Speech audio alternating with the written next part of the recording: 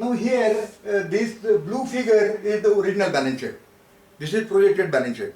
This comes to you and sits before you. You do it last 3 years analysis, industry analysis, this and that and all, whatever I taught you, and make it 160.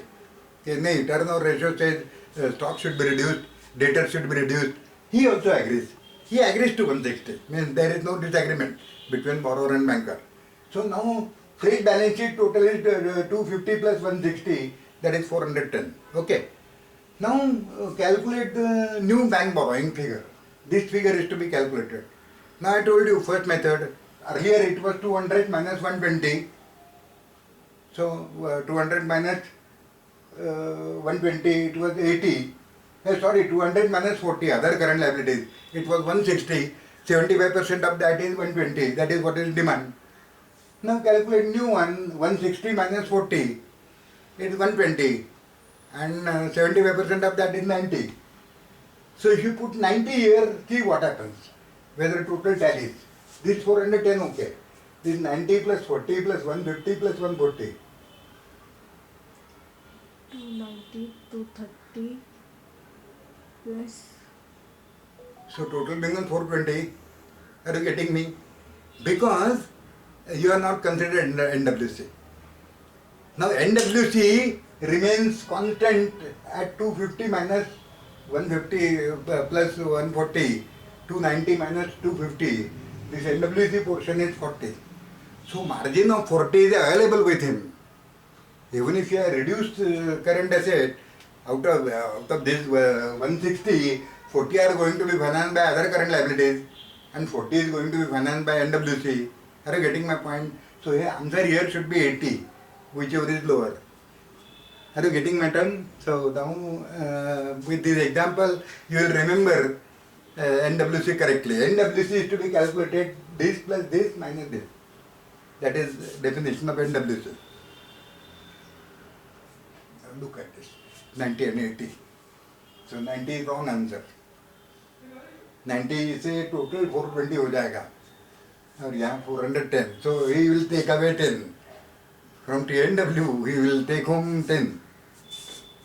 You are allowed to reduce the NWC. Okay. MPBF on holding ratios. Now this is again coming clue from Tandon and Chore committee.